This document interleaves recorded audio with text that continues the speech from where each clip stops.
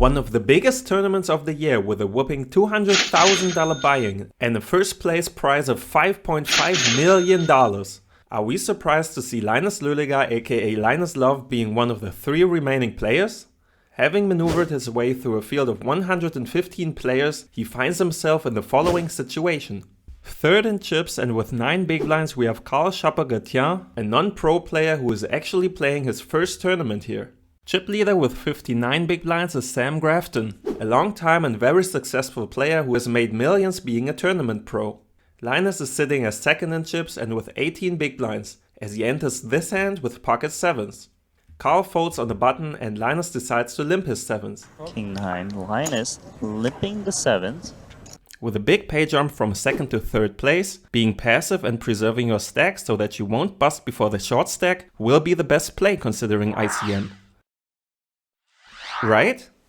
Wrong. Looking at a representative simulation in GTO Wizard including the ICM factor, we can see that pocket 7s would mostly prefer going all in themselves.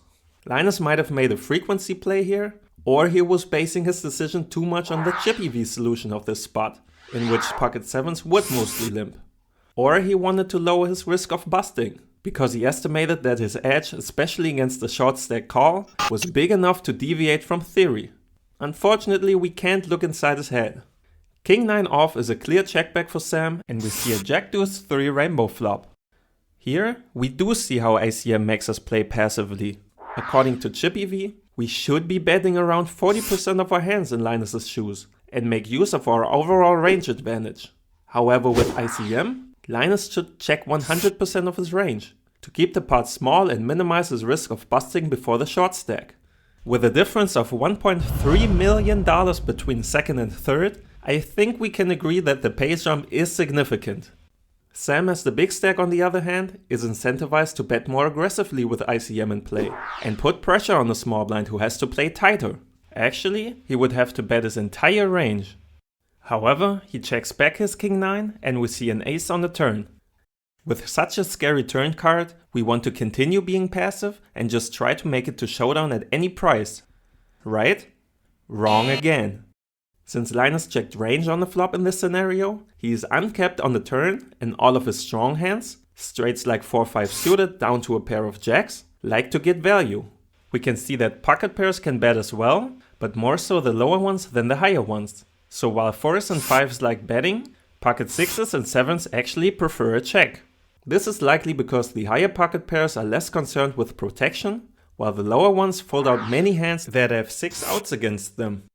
In spots where the solver suggests a range bet, but the player checks, it isn't unlikely that their range is weighted more towards hands that like to check down. This doesn't have to be the case with Sam, as he is an extremely experienced player, but it might let Linus assume his range is now more bottom heavy on the turn. Which means he will have many 2x, 3x and king highs in his range, which are too good to fold, as Linus will still have bluffs as well. Linus bets even though pocket 7s would prefer to check according to the sim, but EVs are close, so it's definitely not a big mistake, if any at all. Wow, he gets King 9 to call. Okay. The river brings a 10, and if you don't want to again assume playing passively is the play, then you are right this time. Because more important than potential overcards to your pair is the range that you're playing against. In this spot, Sam would likely raise many aces pre-flop. The same goes for a jack, which would also often bet on the flop. A 10 isn't very likely because there are few combinations of 10x hands that call the turn bet.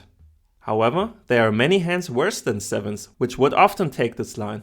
Among those are pairs of 3s and deuces, and in the simulation, Sam would also need to call the small bet with king and even some queen high. He does fold his king 9 however, which means this would have been a good spot for Linus to bluff more than optimal. After all, Linus's play shows that preserving your chips and keeping you alive in a tournament does matter, but even under heavy ICM pressure, you shouldn't only play passively, even against the big stack. In contrary, you want to pick your spots to play aggressively. This allows you to chip up and gives you the opportunity to widen the gap between you and the short stack and make it to the next page. Oh wow, runs into the ace king, and we lose one of the fan favorites, Carl Schapper-Gatien. If you like this video, You will also enjoy this one, where Linus makes a bluff which shows exactly what makes a great player.